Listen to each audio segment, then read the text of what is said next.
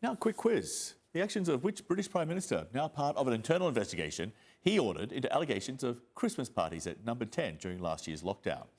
Yes, Boris Johnson, who was photographed appearing to hold a Christmas quiz night. Well, he insists he broke no rules. This scandal appears to be dragging his approval numbers to record lows. CNN's Nina Dos Santos has our report. The UK's Prime Minister, once riding high among Conservatives, now the target of outrage from all sides. Behind the recent outcry, festive gatherings and this Christmas quiz, hosted by Boris Johnson inside Downing Street, which may have broken COVID rules limiting socialising last year. Downing Street says the Prime Minister and others attended virtually. I certainly broke no rules, but the whole thing will be looked into by the Cabinet Secretary. First, the government denied parties ever happened until an aide was caught joking about the restrictions on camera in this leaked footage. Now, 3 events are being investigated. It was a business meeting. I'm joking. This is recorded. This fictional party was a business meeting. And it was not socially distanced. Aside from the question of parties, there are bigger issues at play. Johnson's government has been marked by allegations of sleaze, of improper lobbying, and of how an upgrade to the Prime Minister's official apartment was financed, which Johnson says he paid for. Trusted lawmakers and advisers have resigned, risking once safe Conservative seats, and the polls have now flipped. The opposition is sensing an opportunity. Of course, there's the question of what the conditions should be, but there's also this basic question of trust, and that is broken with the Prime Minister, Okay. and that's why he is unfit for office. No one should be in any doubt. There is a tidal wave of Omicron coming. Queues for boosters, and with the threat of Omicron, Johnson is back to enacting tougher measures once more, harder to sell now to a weary public. And growing frustrations in Parliament, where a vote to rebel against the new moves could happen this week. With Westminster about to break for the holidays, the PM's tenure isn't quite at breaking point just yet. But it has lost some of its spark. Nina Dos Santos, CNN, London. Dominic Thomas. Dominic, welcome back. Hey, good evening, John. So Boris Johnson, he was touring a vaccination centre on Monday. He was asked about this photograph, which shows him hosting this quiz night at Downing Street at Christmas time last year. And he was asked, would it be included in an already underway internal review? Here's his answer. I can tell you once again that I certainly broke no rules. All that is being looked into. But if I may respectfully say to you, Beth, I do think that when you look at, and of course all that must be properly gone into, and you'll be hearing from the Cabinet Secretary about it. OK, just how bad is this political crisis for Johnson when talking about a looming tsunami of COVID patients overwhelming our healthcare system is easier compared to answering questions about that quiz night? Yeah, I mean, what it is a pure strategy of diversion and distraction. And you've got these two crises working side by side and, of course, feeding one another. The complete crisis of trust in Boris Johnson and his strategy is really quite extraordinary because everybody knows he's lying and the evidence keeps coming out in what is a long-standing sort of relationship of dishonesty with the general public that goes all the way back to Brexit. And on the other hand, you have this real health crisis unfolding here. And the problem with this is that you need trust in the authorities for this system to work. So you see him yet again kind of unpacking this flowery rhetoric around the tidal wave, and before that it was wartime, as a way to try to sort of unite people. But the rule makers here are also the rule breakers, and this is the real problem. And I think that what unfolds in Parliament tomorrow is going to give us a real indication as to just how upset people are in the ruling ranks with the current Prime Minister. I'm glad you mentioned that, because Johnson is facing a revolt from within his own party over these restrictions, in particular this requirement for a health pass, which now you need this booster shot for entry into these large public gatherings. Here's the Health Secretary announcing the changes.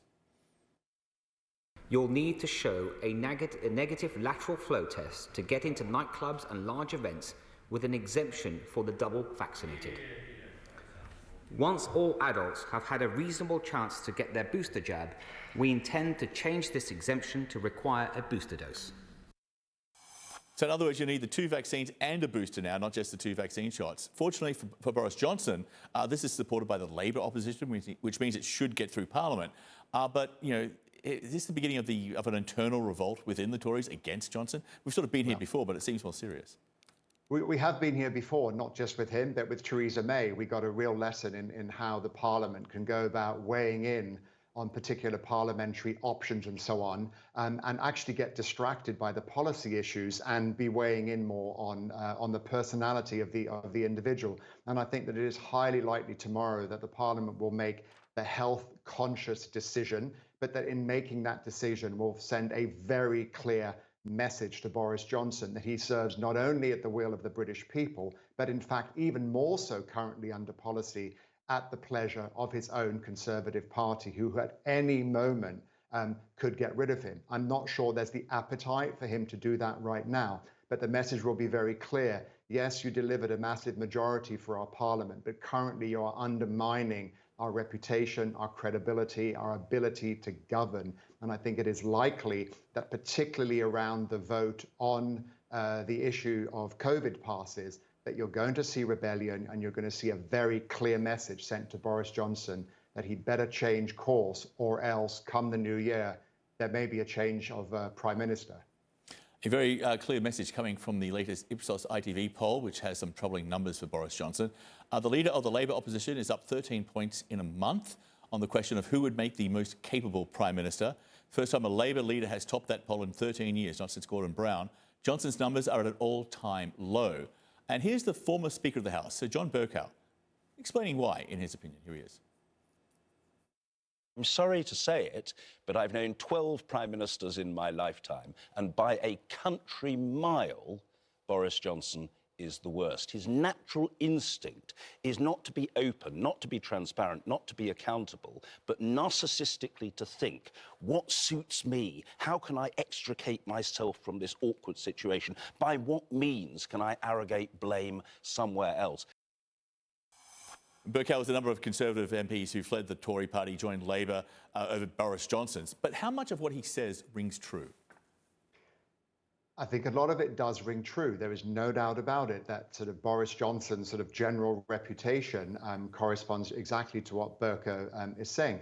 The problem is, I think, twofold. First of all, we saw going into the last election that the division in the opposition, and I'm not just talking about divisions within the Labour Party, but across the spectrum from the Lib Dem, has essentially paved the way for Conservative Party rule. Having said that, this is, of course, providing an opportunity for them to come together. What we do see, though, around Boris Johnson now is essentially a cabinet of which many of those members themselves ran in the 2019 internal election to replace Theresa May. Many of them withdrew from the race or were voted down and ended up in the cabinet. So Boris Johnson has around him a whole group of people who I think also share responsibility in this, because they have essentially been enabling him.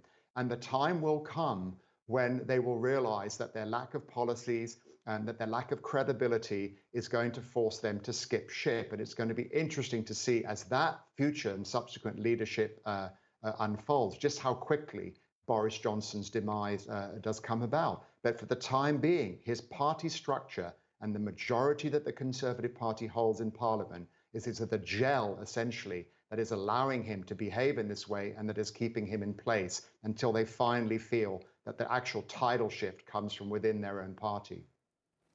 Dominic, thank you. Dominic Thomaser for us with the very latest insights into what's happening with Boris Johnson and the politics. Appreciate it, Dominic. Thank you. Right. Thanks, John.